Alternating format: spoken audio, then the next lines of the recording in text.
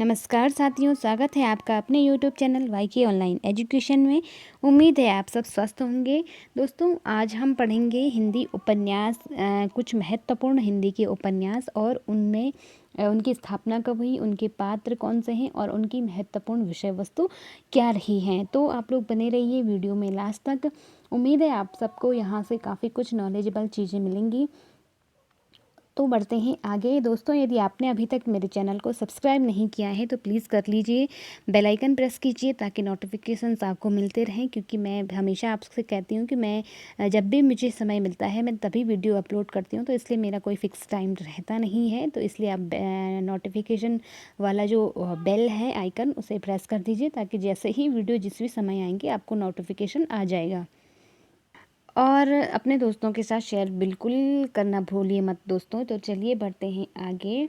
आज का हमारा पहला, यहाँ पे आप देख पा रहे होंगे, महत्वपूर्ण उपन्यास है, विषय हैं, उसमें पात्र हैं, स्थान है और समय, कब उनका कौन सा समय रहा है। ठीक है, तो सारी चीज़ें हम आप जो भी उसमें इम्पोर्टेंट होंगी वो हम जानेंगे। तो सबसे पहला है इस क्रम में मैला आंचल, जो कि बहुत ही ज़्यादा फेमस उपन्यास है।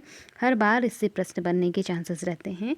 तो देखिए, इसके जो रचनाकार हैं वो हैं फणीश्वर नाथ रेणु, और इसका प्रकाशन 1954 में हुआ था। ठीक, अब इसमें जो वर्णित स्थान है, तो इसमें जिस स्थान का वर्णन किया गया है वो है बिहार का पूर्णिया जिला, मैरीगंज गांव। ठीक है, तो बिहार है राज्य, पूर्णिया जनपद है और मैरीगंज गांव है। ठीक है, और इसके जो महत्वपूर्ण पात्र हैं वो हैं डॉक्टर प्रशांत। वैसे तो इस उपन्यास में बहुत सारे पात्र हैं, असंख्य पात्र कह सकते हैं हम, लेकिन जो बहुत इम्पोर्टेंट पात्र हैं जो इसमें लगभग हर जगह हमें दिखाई देते हैं या जिनका सबसे ज़्यादा इसमें चित्र वर्णन किया गया है, तो वो हैं डॉक्टर प्रशांत हैं हमारे, कमली है और बावन दास है, बालदेव है। ठीक है, तो ये चार पात्र विशेष रूप से आपको ध्यान रखने हैं।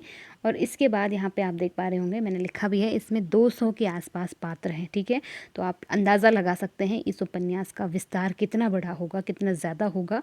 इसमें 200 पात्रों का इसमें वर्णन किया गया है, 200 पात्र इसमें लिए गए हैं। ठीक है, तो अब यह देखिए, यह हिंदी का पहला आंचलिक उपन्यास है। तो ये बात आप ध्यान रखेंगे, हिंदी का पहला आंचलिक उपन्यास किसे कहा जाता है, तो मैला आंचल को कहा जाता है। ठीक है, अब देखिए, इसके पहले कि हम दूसरे उपन्यास की ओर बढ़ें, थोड़ा सा इसमें विशेष चीज़ें देख लेते हैं कि क्या महत्वपूर्ण चीज़ें हैं।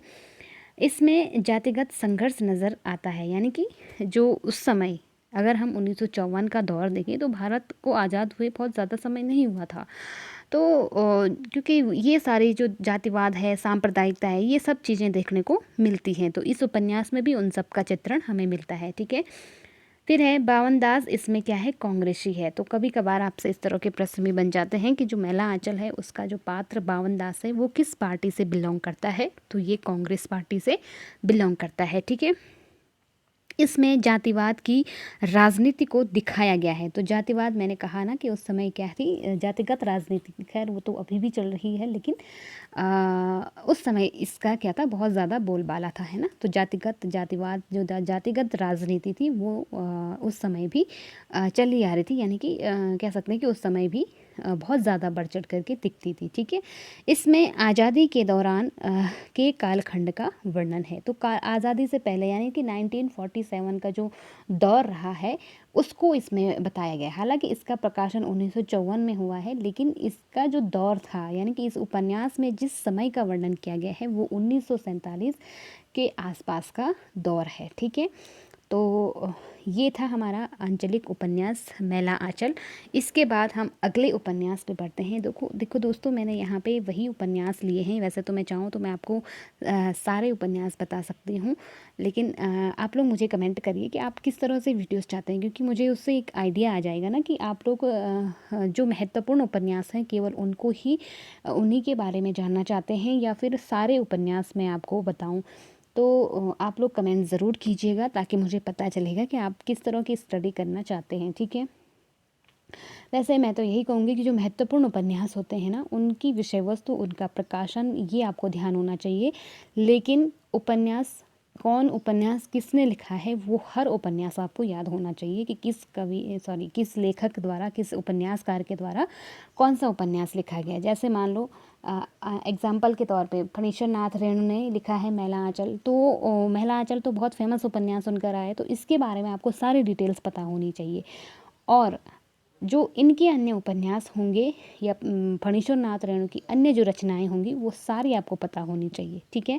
उनमें से जो 2-4 इम्पोर्टेंट होंगी उनके बारे में आपको पूरी डिटेल्स पता होनी चाहिए। तो मेरे हिसाब से ऐसे आप पढ़ेंगे तो आपको ज़्यादा इजी रहेगा और बहुत लोड भी नहीं पड़ेगा और इम्पॉर्टेंट चीज़ें छूटेंगी भी नहीं। तो फिर भी आप अपने हिसाब से बताइएगा, मैं वैसे ही वीडियो लाने का प्रयास करूँगी।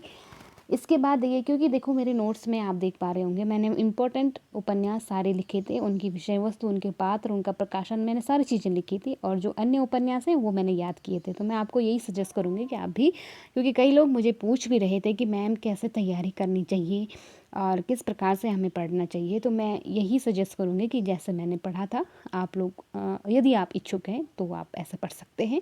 अदरवाइज़ आपकी इच्छा है, आपको जैसे सूटेबल लगता है, जैसे आप कंफर्ट हैं पढ़ने के लिए वैसे आप पढ़िए, है ना।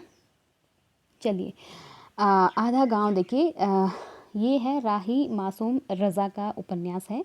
अब आप देख पा रहे होंगे ये एक मुस्लिम साहित्यकार थे राही मासूम रज़ा। तो इसका प्रकाशन 1966 में हुआ था, आधा गांव।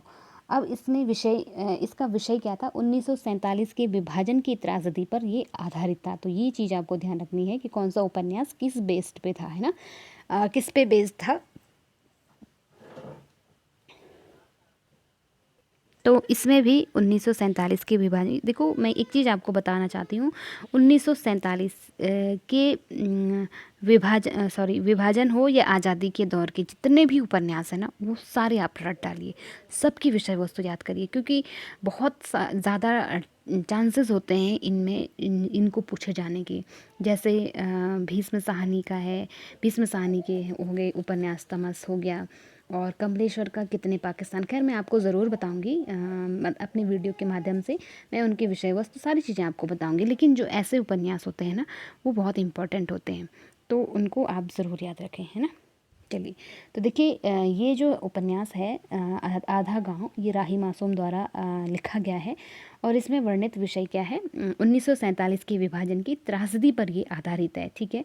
और इसमें जो वर्णित स्थान है तो वो है गाज़ीपुर गंगोली, जो यूपी के आसपास पड़ता है। तो ये भी आपको ध्यान रखना है कि वो क्या हो सकता है, इस बार क्वेश्चन ऐसे बन जाए कि गाज़ीपुर गंगोली के के आसपास के क्षेत्र पर लिखा गया उपन्यास इनमें से कौन सा है, तो आपको ये ध्यान रखना होगा, है ना।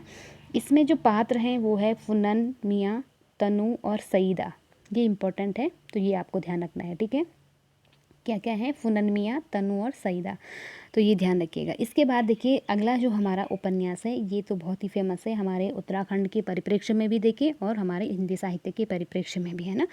तो कसब जो उपन्यास है वो मनोहर श्याम जोशी के द्वारा लिखा गया है, ठीक है। और इसकी विषय वस्तु जो है बिना माँ बाप के पले देवीदत्त तिवारी व शास्त्री परिवार की लड़की बेबी की ये प्रेम कथा है। तो आपको ये ज़रूर ध्यान रखना है।